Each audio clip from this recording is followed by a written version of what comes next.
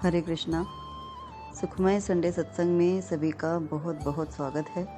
श्री गुरुदेव श्री कृष्ण को याद करते हुए शुरू करते हैं आज का सुखमय सत्संग। कितनी विचित्र बात है कि संसार में कोई किसी का नहीं, सभी मतलब के साथी हैं। वक्त पड़ने पर केवल एक भगवान ही काम आ सकते, अन्य सभी धोखा देते। भगवान से यदि प्रेम किया है तो उनके साथ अगर पहचान करी है, उनको अपना बनाया होता है, तो हम रोते नहीं, दुखी नहीं होते, क्योंकि परिस्थिति तो कभी किसी के हाथ नहीं होती, वे अनुकूल प्रतिकूल सदैव होती रहती। लेकिन यदि 3 लोग के नाथ का संग किया है, उनको अपना बनाया है भजन द्वारा, सत्संग द्वारा, तो प्रतिकूलता आने पर विचलित नहीं होता मनुष्य। प्रतिकूलता तो आएगी ही, सुख और दुख, अनुकूल और प्रतिकूल अवस्थाएं, ये जीवन का चक्र हैं, सतत हैं। जैसे दिन रात होते हैं वैसे ही सुख दुख, अनुकूलता प्रतिकूलता आती ही रहती। एक चीज़ एक बार सही चल रही है, अच्छा हो रहा है, हम खुश हो रहे हैं, तुरंत ही प्रतिकूल अवस्था बन जाती है, उसके विपरीत हो जाता है। लेकिन अनुकूल और विपरीत दोनों अवस्थाओं में हम कैसे रहते हैं, ये हमारे ऊपर निर्भर है। अगर जीवन में भजन है, सत्संग है, तो नाम जप है, मेडिटेशन है, भगवान का विश्वास है, उनमें दृढ़ता है, तो फिर जो जीव कल तक रोता था वो अब रोता नहीं है, वो दृढ़ होकर उस प्रतिकूलता का सामना करता है। क्योंकि प्रतिकूलता हमें सीख देने के लिए आती, ना कि हमारा धीरज छूट जाए ऐसी अवस्था क्रिएट करने के लिए आती। प्रभु हमारे हैं, अपने हैं, सर्वोपरि हैं, उन पर हमें अपना हक लगता है। उन प्रभु से प्रेम करने का, स्नेह करने का, भक्ति करने का, बोध प्राप्त करने का ये मानव शरीर द्वारा ये अवसर हमें उपलब्ध हुआ है, तो हम इसे खोएं क्यों। इस मानव तन का उद्देश्य है प्रभु को पाना, उनमें हमारा अपनापन होना। अपनापन होते ही सारे जहान की बंदगी स्वतः होने लगती। अब तक हम भजन कीर्तन नाम जप और तरह तरह की चीज़ें करते हैं, बहुत सारे विधि विधान, तीर्थ जाना, हमने अभी ये तीर्थ ही नहीं करा, इतनी उम्र हो गई, हम कब करेंगे, हम बेचैन रहते हैं। वहाँ जाएं, ये व्रत करें, ये उपवास करें, वो परिक्रमा करें। हालांकि सभी चीज़ों का अपना अपना बहुत महत्व है, लेकिन सबसे सब चीज़ें नहीं होती।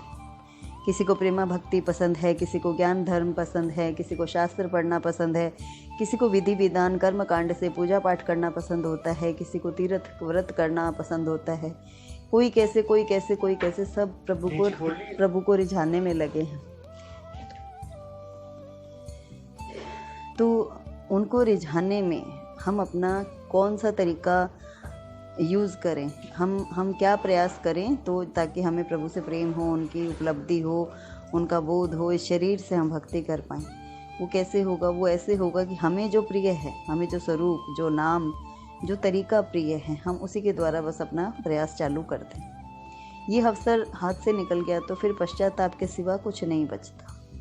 गोस्वामी जी ने कहा है कि सो परत्र दुख पावई, सिर धुनी धुनी पछताई, काल ही कर्म ही ईश्वरई, मिथ्या दोष लगाई। तो इस शरीर के रहते रहते ही अपने उद्धार का प्रयत्न कर लेना चाहिए। पर उद्धार के प्रयत्न में कई बार बहुत सारी बाधाएं आ जाती है। जो ही हम उद्धार का कोई प्रयत्न करते हैं और प्रतिकूलता आती है, तो फिर हमारे क्या वहाँ पे सांसारिक भौतिकताएं चीज़ें चालू हो जाती हैं, तर्क वितर्क, वाद विवाद, ये सब होने लग जाता है। तो उससे जो उद्धार का जो मेन मोटिव होता है वो तो छूट जाता है और राजनीति चालू हो जाती है। इसलिए विषय भोग, सुख भोग के पीछे भागना, मान सम्मान के, तर्क वितर्क के पीछे भागना, ये सब करना तो पशु योनि में भी कर रहे हैं। भगवान को प्राप्त करने का, सत्संग करने का अवसर सिर्फ भगवान के पास है।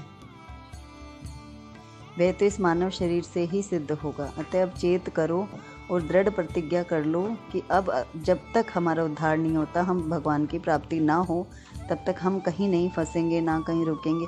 हम बस अपने मन को भगवान में लगा के रखेंगे, हम उनका सेवा करेंगे, स्मरण करेंगे, उस परम तत्व की प्राप्ति करके ही विश्राम लेंगे। तभी मानव जीवन की सफलता है, इसी में मनुष्य की सार्थकता है। इसलिए भजन और सत्संग और कीर्तन के इस फलस्वरूप जो भी हमें आनंद या ऊर्जा मिलती है, उसको ठीक दिशा में लगाएं, उस ऊर्जा को नष्ट ना होने दें। क्योंकि ऊर्जा का क्रिएशन तो सबसे ही होता है। 2 पत्थर भी रगड़ते हैं तो उससे अग्नि का प्राकट्य होता है। वैसे ही जब मनुष्य तन और मनुष्य मन मिलता है तो जो ऊर्जा का संग्रह होता है, उसमें जो वृद्धि होती है, साथ में नाम जप हो, तो तीनों चीज़ें एक साथ हों, तो तन मन की सेवा और भगवान का स्मरण। तो भगवान तो अनंत हैं, ऊर्जावान हैं, असीमित हैं, सब जगह कण कण में हैं। साथ ही जब हम अपनी ऊर्जा को और परमात्मा की ऊर्जा को एक साथ मैच करते हैं, मिलाते हैं, तो अग्नि यानी कि भक्ति प्रकट होती है। उस भक्ति के प्राकट्य से हमारे सारे विकारों का नाश होता है। लेकिन हम क्या करते हैं, एक बार तो प्रयास करते हैं, फिर कहीं ना कहीं कोई सांसारिक चीज़ें आ जाती हैं, उथल पुथल मचती है और हमारी भक्ति छूट जाती है। कहीं ना कहीं विघ्न पड़ते ही रहते हैं।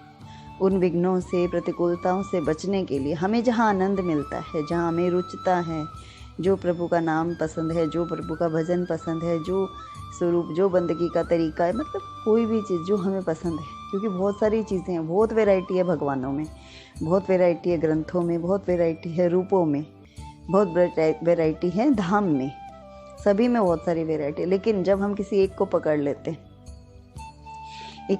तो बस एक साधे सब सधे, एक को साधते ही सब सधने लग जाता है, सब होने लग जाता है।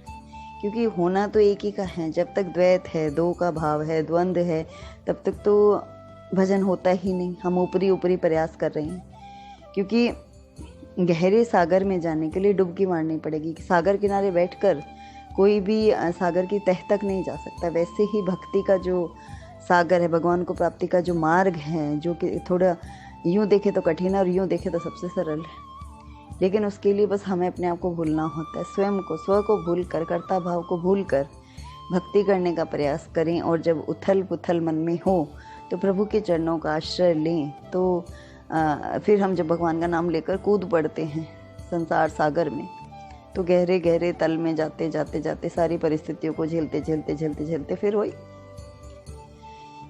जिस तरह सागर में से सीप निकलता है, मोती निकलता है, बस वो भक्ति रूप मोती हमारे हृदय में प्रकट हो जाता है। श्री कृष्ण प्रकट होते हैं, उनका चरणों का आश्रय हमें मिलता है, जन्म जन्मांतर की प्यास मिट जाती है और ये मनुष्य जन्म सफल हो जाता है। अब तक के सारे तरीके, सारे प्रयास जितने भी करें, जैसे भी करें, लेकिन अब एक बात हम गांठ बांध लें कि एक को साधे सब सधे, सब साधे सब जाए। जितने ज़्यादा हम वैरायटी ऑफ गॉड और वैरायटी ऑफ भजन करेंगे, उतना ही हम भूल जाएंगे। हम कुछ भी चीज़ों में टिकाव नहीं हो पाएगा। एक चीज़ को पाने के लिए हम 50 तरीकों का यूज़ क्यों करें? एक ही तरीका यूज़ करें। एक ही तरीका होगा तो वो बहुत बेस्ट तरीके से वो चीज़ हो जाएगी, क्योंकि उसमें हमारा सारा, सबके ममता ताग बटोरी, सारी ममता, मतलब जितनी भी संसार में हमारी भटकी हुई ऊर्जा है, वो हमारी निकल कर उसमें लग जाएगी।